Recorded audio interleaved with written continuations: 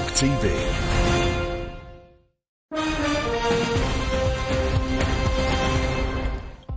It was the social media post that unleashed a multi-million-pound war of the wags. A public face-off that pitched two high-profile women against one another. A 7-day trial that saw their most personal secrets revealed to the world. The so-called Wagatha Christie trial between footballers' wives Colleen Rooney and Rebekah Vardy captivated the nation. And last week, the 3-year saga came to a climax, with Vardy losing her libel claim. The judge called her evidence manifestly inconsistent, evasive, or implausible. The widespread conclusion is that her reputation is in tatters. But what does Rebekah Vardy think? Is this the final chapter in the saga? And how does she feel being the most vilified woman in Britain? Tonight, in an extraordinary interview, Rebekah Vardy tells her story. Let's start at the beginning. Where were you when you first heard about Colleen's tweet, and how did it feel? I was in Dubai with Jamie, pregnant. It was going to be our last holiday before baby came along, so we'd gone out, international break, gone out just to have a bit of sun and a bit of downtime. And I think we were in day 2 into our holiday, and got up in the morning, everything was fine. We're getting ready to go out to go meet our friends at a beach bar, and I started to get messages through on my phone saying, "Oh my God, have you seen this?" And usually if I'm on holiday, I don't tend to look too much at my phone unless I'm speaking to the kids or what have you. And I got sent a screenshot of something that had been put up on Twitter, Facebook and Instagram consecutively within minutes of each other. Kind of reading it, I had this most overwhelming dizziness, fuzziness, disbelief really at what I was reading. And what did you do? We were in the taxi, we got to this beach place, this beach bar, and walked in.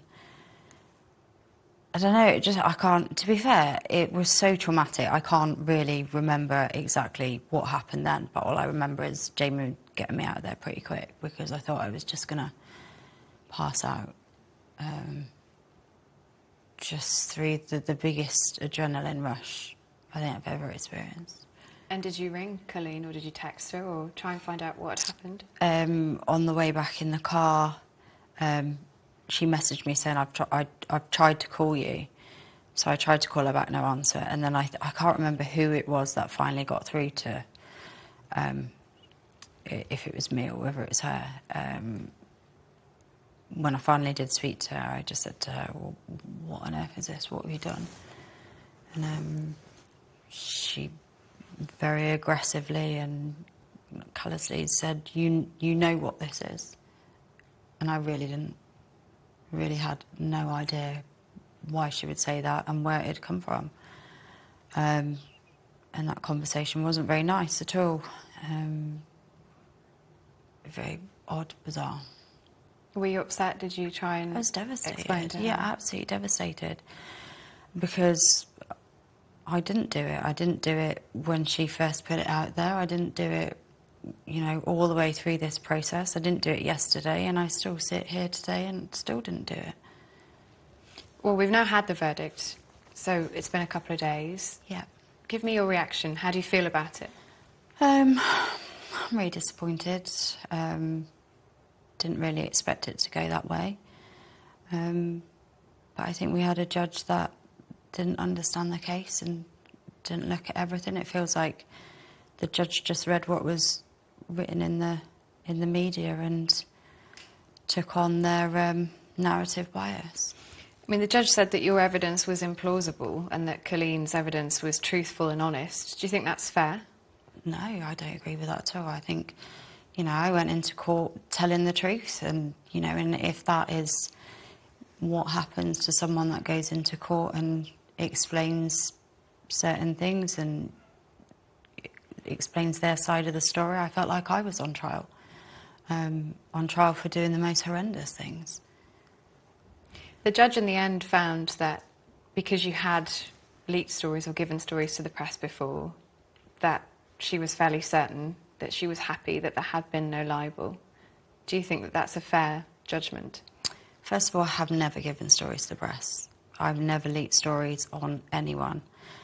Yeah, there are a few messages that read differently, but I think if you looked at anyone's messages out of context, without knowing the tone of two people, they can be interpreted in completely different ways. There's some things that I'm not proud of, but there's absolutely, without any shadow of a doubt, I never leaked any stories on Colleen Rooney. But there was a story that came up about Peter Andre, for example, during the trial. Yeah. That was an example of a story that you had given to the press. But I didn't leak that. That was a story that I put my name to, and it was something that I deeply regret and I'm deeply ashamed of. But it was so long ago. You know, life for me was so different then, and I tried to explain the situation in which that came up, and you know, I just think that was wrong for him to have brought into that situation. He had nothing to do with it. That had nothing to do with what I was accused of. Do you feel like you've been made out as the villain in this case, and that ultimately this was maybe even trial by media? You've spoken about the fact that there were lots of negative headlines about you and the fact that you believe the judge didn't treat this case fairly.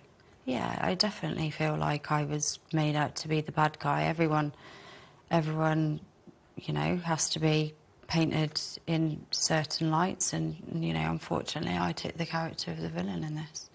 Do you think Colleen Rooney should share some of the blame? Look, I think she did what she did, and, you know, she did it for her reasons. I think it was terribly timed. I think it was quite cruel and quite unkind, but she did what she did, and I just wish that, you know, she would have given me the opportunity at the time to have a conversation with her, to, you know, deal with it privately and discuss certain things without putting stuff out there to the media. She knew what was going to happen off the back of it, and it's just such a shame that she didn't, but I hold no malice towards her or ill feeling or anything like that. Have you spoken to her since the verdict? I haven't spoken to her. I made an attempt to contact her in November of last year in a private message, and she didn't respond to it. She just gave that straight to the lawyers. What did you say to her in that message? Just basically said, you know, I didn't do it. We can still sort this out. You know, we could have sorted it then, and we still can. Because her team say that they did give you opportunities to withdraw, essentially to stop this from going as far as it did, and that you chose not to do that. If that's their version of events, I wouldn't class that as any form of olive branches or settlement. I mean, I think that any suggestions like that, you can't enter into settlement negotiations with people that are being aggressive and trying to offer settlement, basically saying that I accepted blame anyway. So to me, that is not the way it went at all. Do you think there's any blame in this that you should accept? Do you think there's any part of it that you should hold your hands up and say, you know what, yeah, there was something that happened here that wasn't quite right?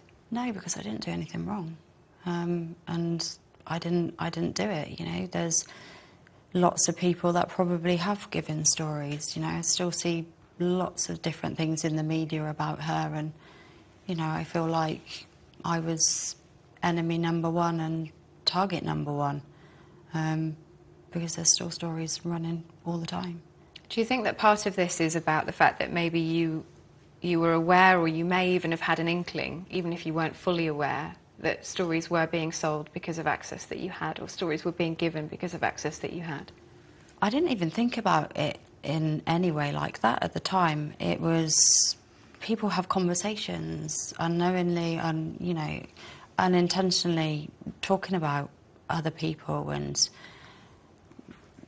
it wasn't something that crossed my mind at that time. You know, it was conversations that people were having in passing, and there was lots of different people having conversations about them at that time, so I didn't see why I was any different.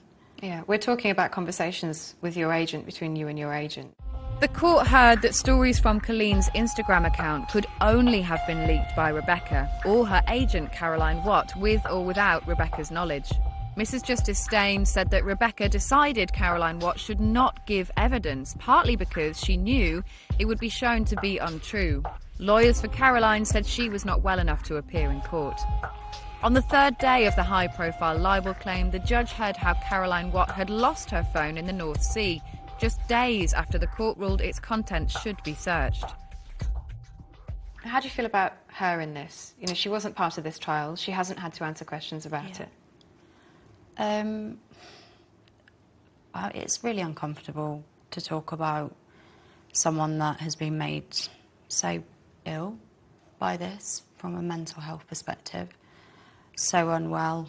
You know, she's had threats, she's had lots of different things. She's been attacked by the legal team, by Colleen's legal team, in ways that should never have happened. I never called her as a witness because I knew how bad her mental health was.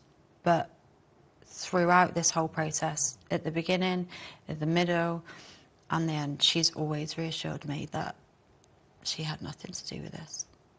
Do you think she feels bad about it? And I ask that because obviously in the court case it did come out that she had said it was me, that she was responsible for one of these stories. Do you think that she feels that responsibility? It's not a conversation that we've had. It's not a conversation that I'd want to talk about with her, just purely because of I'm so conscious of her mental well-being and, you know, how it's affected her as well. So you don't feel let down by her? Oh, come on. You can't ask me that. It's difficult. It's difficult. But obviously part of this conversation is about, you know, the conversations that you guys had, which formed part of this process. And that is really difficult to talk about. I totally accept that. But you know, there is a role here. Do I feel let down? I feel let down by a lot of people, a lot of things, but most importantly, I feel let down by the legal system, and I feel let down by the judge for not understanding this case properly. Do you wish it hadn't gone as far as it did? Look, we tried different things to ensure that we didn't end up where we ended up, but ultimately, I don't have much choice. I didn't do anything wrong. I didn't do what I was accused of. What else was I meant to do? I was being vilified. I had abuse sent at me left, right and centre, my children. And, you know, I desperately tried to stop it, but ultimately that didn't work. You've talked about some of that abuse before, and I know it is a very difficult subject, but I do have to ask you, because some of it was really quite vile. Yeah. How does it feel when you come back home at the end of the day and, yes, you're protected in your house, but all of these horrible comments are still getting in because they're coming via social media? Yeah. How does that feel? It's horrible. It's not nice. You're aware of it even if you're not directly reading it. You know that it's being sent. You know that it's being sent to your children. You know that the kids at school are saying stuff behind your kids' back.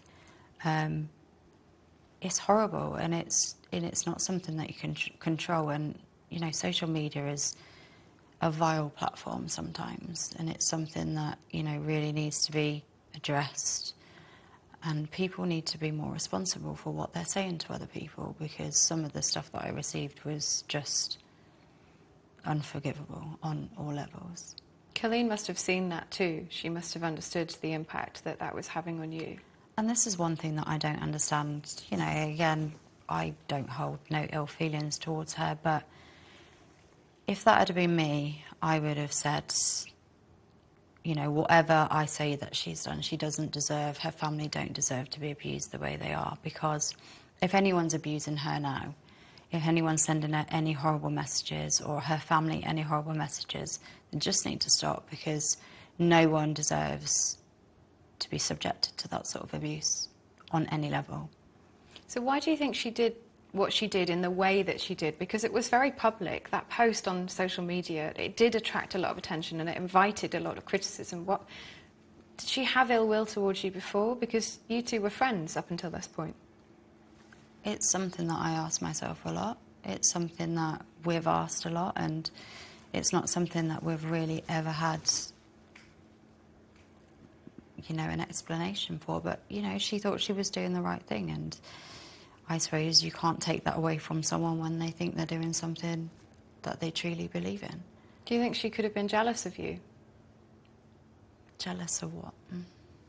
Well, you've spoken previously about how you have a very strong marriage, you have a very happy family. That's not necessarily always been the case for Colleen and her family.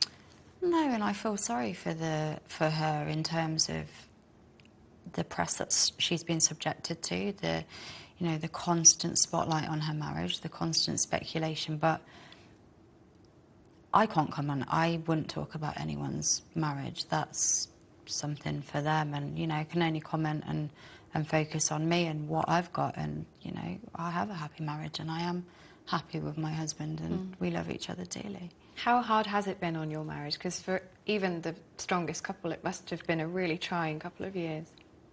I would say it's been harder in terms of Jamie watching what I went through and having to, you know, see me so upset, see me so stressed, but also knowing that when I'm going to football games that I'm going to be subjected to horrible chants. There was a point that I had to stop taking the children to football because the opposition fans were constantly singing, you know, horrible stuff about me, and I didn't want the kids to be subjected to that sort of abuse, because as a parent all you want to do is protect your children, but ultimately sometimes it's out of your control and you can't.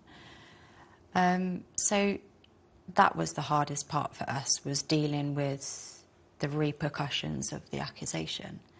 Not that it put any strain on our marriage whatsoever, because it hasn't. In fact, I'd say that it's made us stronger and more as a unit.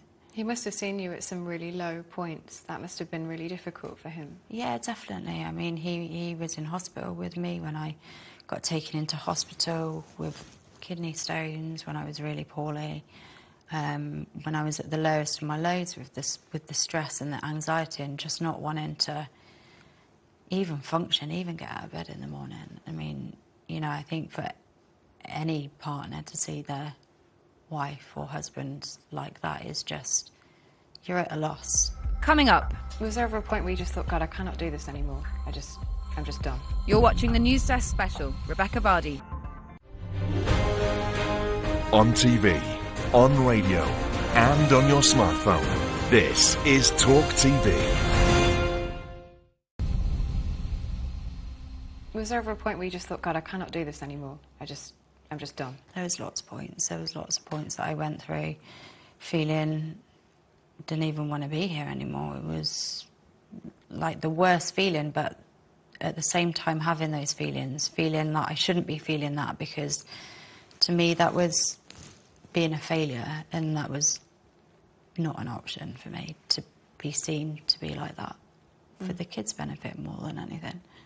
I was going to ask you about that, because there must have been days when you felt, I don't want to get out of bed, I don't want to leave my house. Did it become quite isolating? Yeah, it did.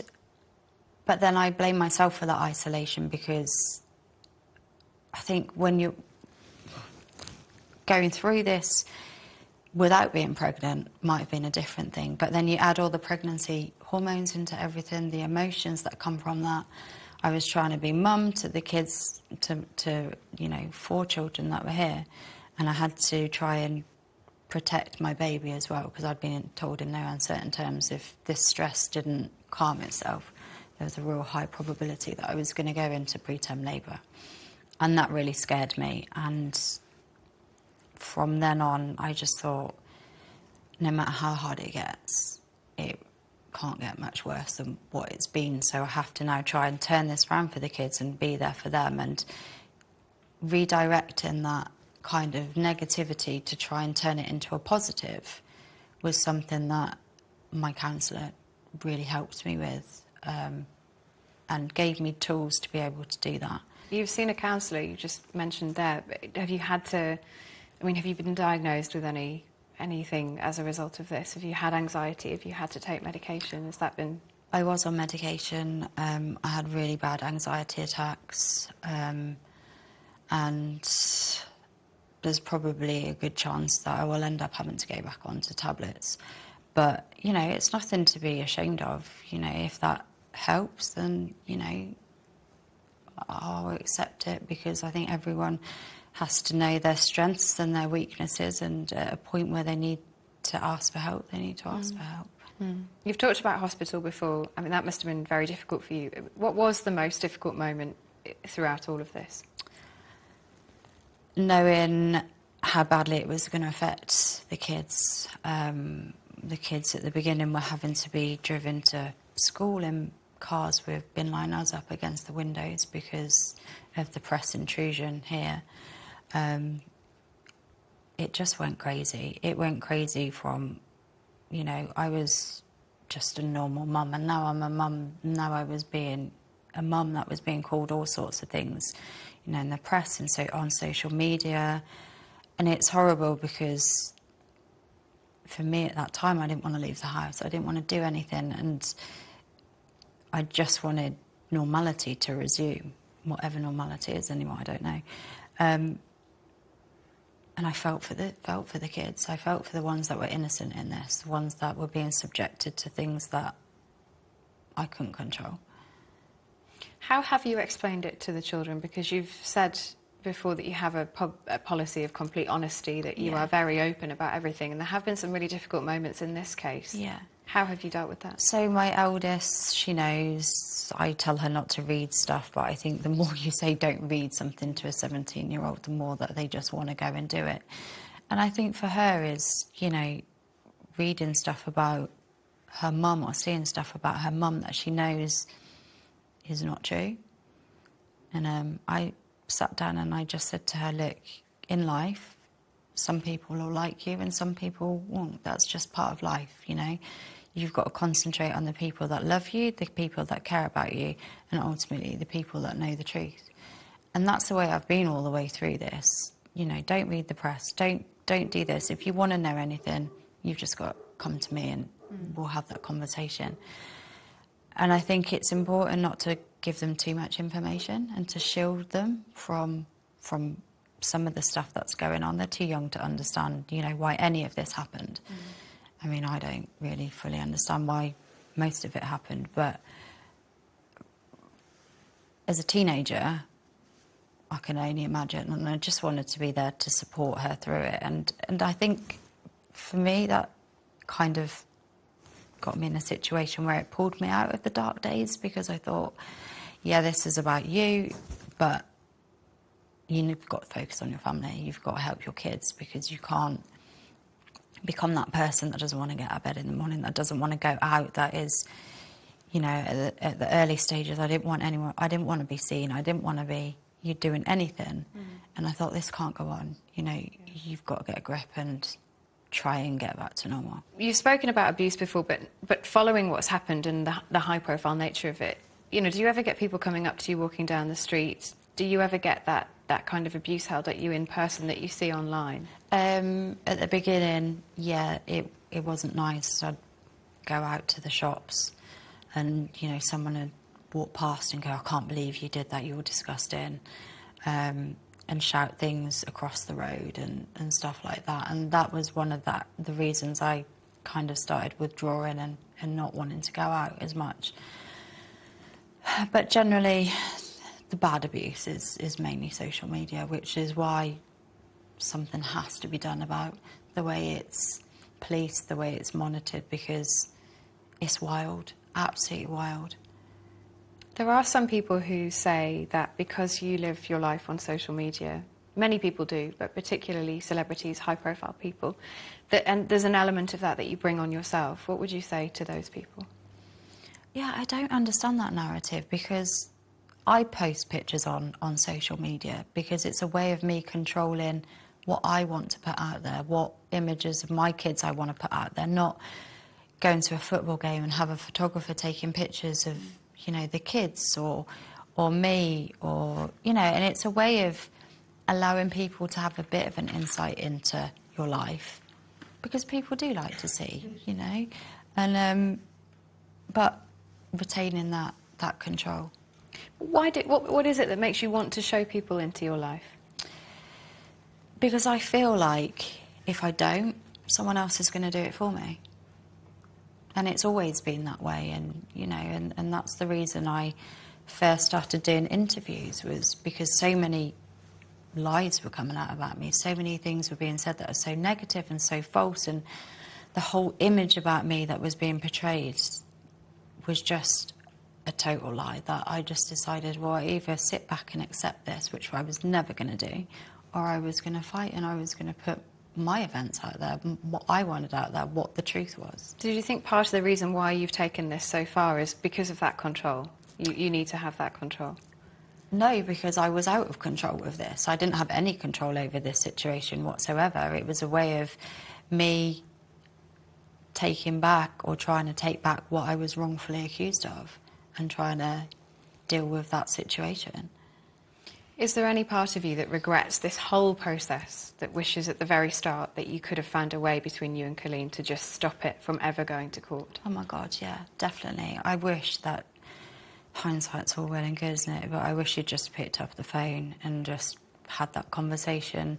I wish we hadn't have had to go through the process of lawyers, courts, etc. But what's done is done, and, you know, it's time to move on. Because there will be a significant legal bill to pay, and that will fall to you. Does that worry you? No, not at all. The legal fees will be dealt with privately, the way they should be. You know, there shouldn't be any gloating about anything to do with finances or anything, and, you know, that should be something that is dealt with through the lawyers. There's been lots of conversation in the press about you being forced to sell homes to deal with those costs.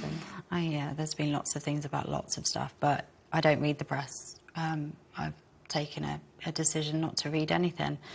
And when I do, or if it's pointed out to me, I learn something new every day about myself, or that we're meant to be doing, or that we've done. There's been quite a bit of speculation about other homes abroad, and yeah, that's categorically not true.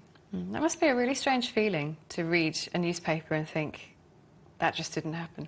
Yeah, that didn't happen, and where on earth has that come from? And, you know, there's been times where people have been told things aren't true, and it still gets written, and you're just like, oh, it's exasperating, it's exhausting, but sometimes you just have to accept that some things are not in your control, and, you know, deal with the things that are. So can you see why, I suppose, Colleen Rooney felt so strongly about it? Because you've just articulated that feeling there. It's really difficult when you see something that's not true about you, which is exactly how she felt. So can you understand? Do you have sympathy for her? I'm sympathetic to the situation she thought she was in, but in her own witness evidence, you know, she said she wanted the stories published. And she intentionally put false stories out there to be published. There's been numerous stories all the way through about her, and numerous things, and I'm sure they'll continue. But I just feel like I was made to be a target, and you know, someone wanted it all to fall onto me. Do you think? I mean, you just said she did want those stories to be published. Do you think there is a part of this that, you know, she does like that attention, she seeks it because that is part of her profile, it's part of her persona? I don't know, you know, it would be hard to be drawn into saying anything negative about her, because I don't have anything negative to say about her at all, nothing whatsoever. My criticisms fall to the way I was treated in court, and the way, you know, certain members of her legal team behaved. I want to come on to that in a moment, but do you think that you will appeal this, the verdict? It's in the hands of the solicitors at the minute. You know, we'll let the dust settle, we'll read through all the documentation. Well, when I say we, they will, and I'm sure we'll probably have conversations in the future about what's next, if anything, and, you know, what we do. Talking about the court and perceptions of court, you know, your outfits were really scrutinised all the way through this court case, as were Colleen Rooney's. Do you feel like there was an element of sexism in the coverage of this case? Totally. The whole thing was presented in such a misogynistic way. I mean, you know, when Johnny Depp was going through his court case, there was hardly any articles, if any, about how much money he'd spent and, you know, his outfits. But it just seems like women aren't allowed to defend themselves. Women aren't allowed to, you know, dress nicely. Yeah, there's a lot of sexism involved in it. You think Amber Heard got a raw deal? I didn't, to be honest, I didn't really follow the case too much. I think the way she was treated in court, yes. Yeah, because you have spoken about David Sherborne and the way that he treated you, and he was actually reprimanded for the way that he spoke to you at one point. Yeah. David Sherborne was Colleen Rooney's barrister for the trial. He's no stranger to high-profile cases, having represented Johnny Depp and Meghan Markle before. But the judge at times questioned his tone when he cross-examined Rebekah Vardy in court. How did that feel on the stand in that court? Horrendous. I still have flashbacks of it now. I felt like I was bullied. I felt like I was shamed for stuff that I'd done many, many years ago that had no bearing on the case whatsoever.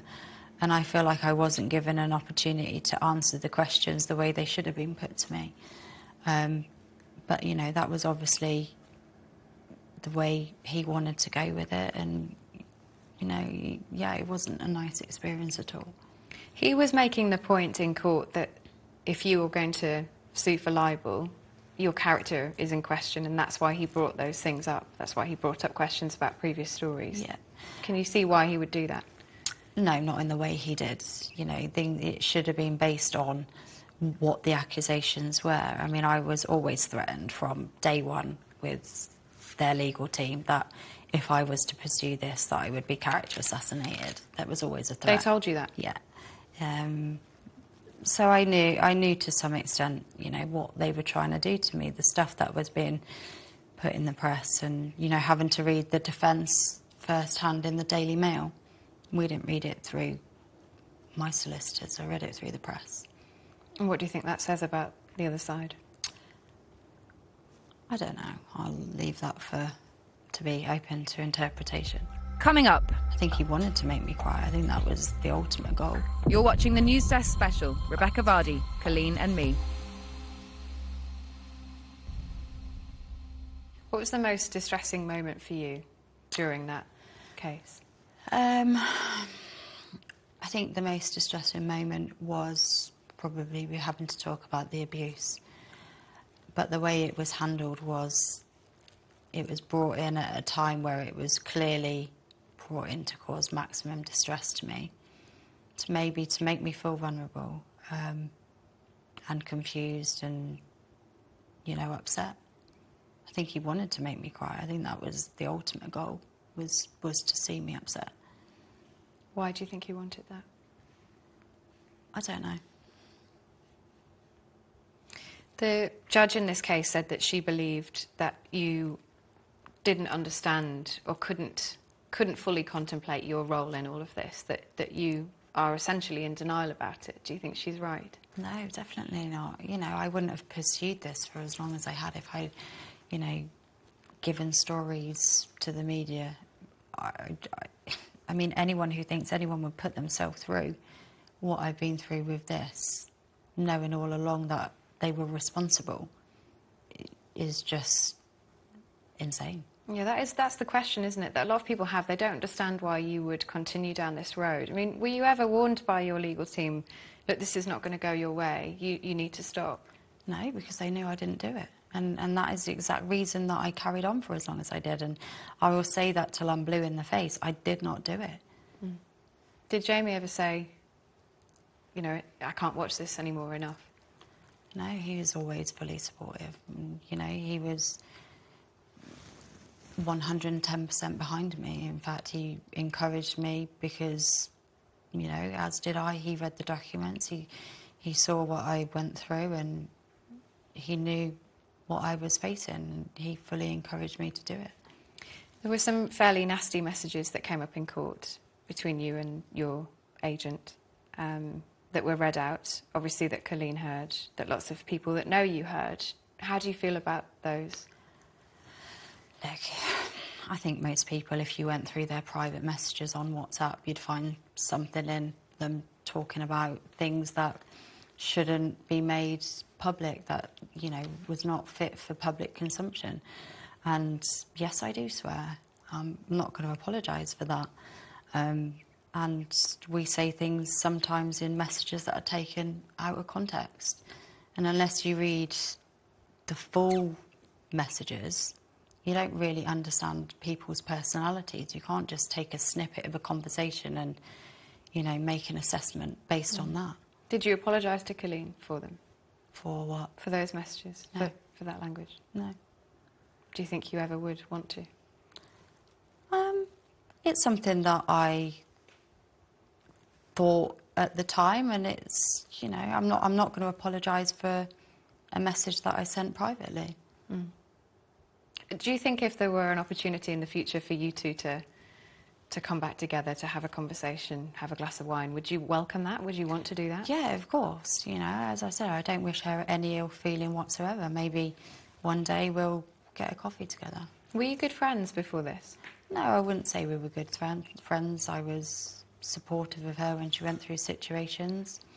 We sent each other presents when the kids were born, and, you know, we were just generally nice to each other. Do you remember the first time you met her?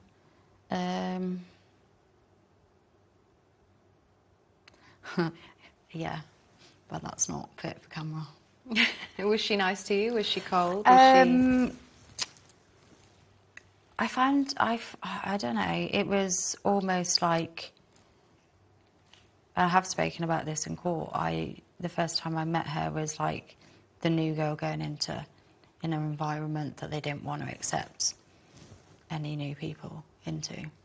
There was already this group of girls, and they weren't keen on having anyone else involved. That's how it felt. They wanted to shut you out? I wouldn't say necessarily shut me out, and I'm sure that probably wasn't the case, but football can be quite a toxic environment if you allow it to bother you, that is. Is it hard to find your place in a world like that? Yes, if you're looking to find your place in a world like that. I never was. You know, football to me is something that my husband does, and does incredibly well, and, you know, that's his place, and, you know, that's me going there to support him. There are very few people who will ever experience that world in the way that you have. Lots of people have said that the WAG, the wives and girlfriends lifestyle, is really isolating, it's very lonely. Is that how you found it to be? To some extent, yeah, but I wasn't really into, you know, I didn't go to football games to make friends. I went to support my husband, and, you know, I took my family, I took my friends, and wasn't there to mingle. I was there, it would be nice, but that wasn't the reason I'd go to matches. It was to support my husband, and that was it. But, you know, I've been in this football industry now with Jamie for quite a while, and, you know, you see things, and you see things that are not pleasant sometimes, and that's why we tend to keep our lives very separate between football and you know, personal life. Do you have close friends in that footballing world now? No, I don't think I've ever really had close friends in football. I've got a couple of friends that I've had for a while in that circle, but players come and go. And, you know, you'd be making friends all the time. And to be honest, I just don't have time to do that anymore. I've got 5 kids, and, you know, when we go to football, it's there to support Daddy, and that's it. Did anyone from that world, from that group of girls that you've spoken about, did they take sides? Did they shun you? How have people reacted to you after that, after all this? I didn't get people involved. This wasn't anyone else's fight, and it wasn't positions I wanted to put people in. I don't want people to take sides. That wasn't what it was about. You know, this was something between her and I, and that's the way it should have stayed. People shouldn't be forced into, you know, being friends with someone. I mean, it's like being 12 years old again, isn't it, in the playground?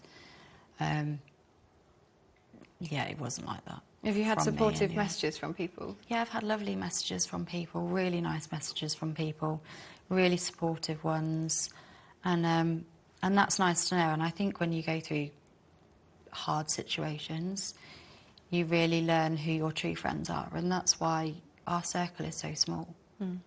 There have been accusations that when you first met Colleen, and you talked about how hierarchical that group of women was, that you were trying to break into that you wanted to be photographed, that you even organised photographers, and a lot of people do it, but that you organised photographers to take pictures of you. Listen, I have always said that.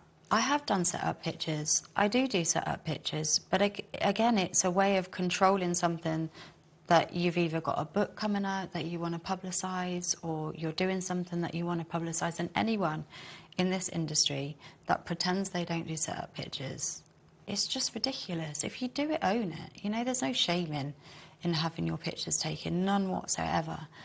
And I'll probably do it again. And there's no shame in that. You know, why people don't tell the truth about doing set-up pictures, goodness knows. You know, the Daily Mail's filled with it. Everyone knows that that's the way it goes in this industry. I mean, there are a few times that you do get caught out by a photographer and they're not flattering and they're awful.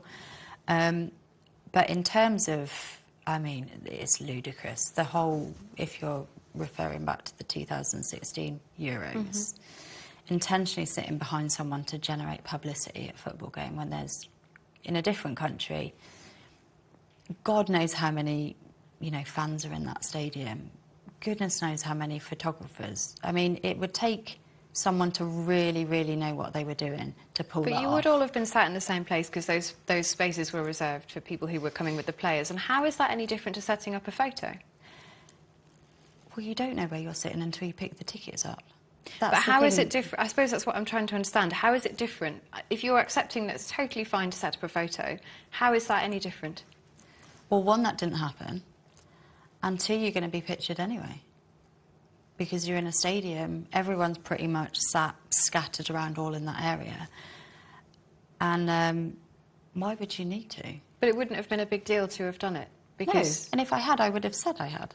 You know, to me, if I had done it, you know, like I just said then, it's no big deal to me if I have done set-up pictures. So if I had done that, I'd just turn around and own it. Can you see why the lines sound like they're blurred? No. No, because I don't understand how you can be accused of setting up a picture in a stadium full of people, not knowing where you were sitting beforehand, and doing your own set-up pictures, knowing where you're going, knowing where you're going to be, knowing that the photographer's going to take pictures of just you. It's very different. Are you still in touch with any of those other women? Yeah, a few of them, yeah. And were they sympathetic when what, did they try and help you or to be support fair, you? Or? Like I said before, a lot I didn't involve, I didn't talk to them about, I didn't want them to feel like they had to take sides, because that wasn't what it was about. It's not about taking sides. And yeah, I still speak to a few of them occasionally. What comes next for you now? Do you have any concerns about where you can go from here? I think for me, first and foremost, is taking a breath. You know, looking at all the opportunities that I've been given so far that I've got, and then deciding what's best for me to do. Do you worry that it might be difficult for you to find work that you want to do, meaningful? No, there's been quite a few offers on the table with lots of different things already, and you know, I think for me it's really important to find something that inspires me and something that is meaningful and something that I really, really want to do. I want to ask you a difficult question. It's something you've spoken about before. It's abuse that you suffered when you were younger, when you were around 15 years old. And I want to ask you about that because one of the things that you said at the time, and it really stuck out for me, was that you found it really distressing that people didn't believe you. Yeah. And that people said that you were making things up. That's what's happening again now. Yeah. People are saying that they don't believe you. Yeah. And that you're making this up. How does that feel to go through that again now as an adult? It's hard, it's challenging, but I've dealt with it once and I've come out of it the other end, and I'll deal with it again and come out of it the other end. You know, you can only allow yourself to be controlled if that's the way you you know, if that's the way you want to go. And I refuse to let it control or define me. Do you think there's some part of you that wants to make people believe you? Do you think that's why you pursue this so determinedly? No, it wasn't. I didn't do this for the public to believe me. I didn't do this for anything but because that's what I truly believed in, and that's what I truly believe in, and that's what everyone close to me and everyone that knows this case inside out, I didn't do it. Is there any part of you that wants to bow out of the public eye now? Do you know what? I did go through stages of thinking that, and then I thought, I don't know, no, probably not, but, you know, you'll probably see me doing things that are different. I want to concentrate on my horses now.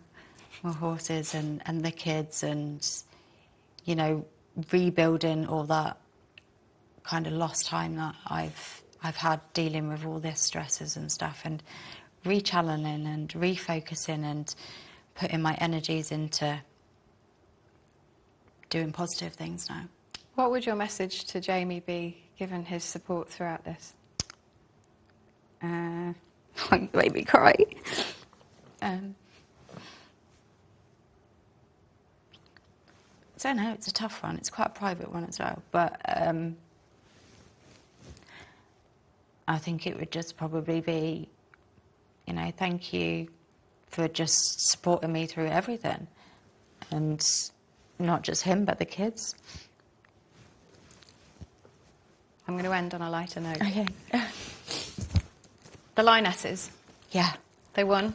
It's amazing. But they are now going to be thrust into that spotlight, the same spotlight that you were thrust into. Someone once told me, get ready to be thrown into the goldfish bowl. And that's exactly what will happen to them. But, you know, oh my God, how amazing was that? I'm really What an disappointed. incredible thing to happen to, you know, England. Didn't really expect it to go that way. At least they I managed to do didn't. it. Not the men. The men No, haven't yet. I know. We've not had much luck, have we? But, you know, congratulations to them. They're, you know, incredible role models, and, you know, more women should look up to them, and especially girls. And it just shows, you know, if you really set your heart on something.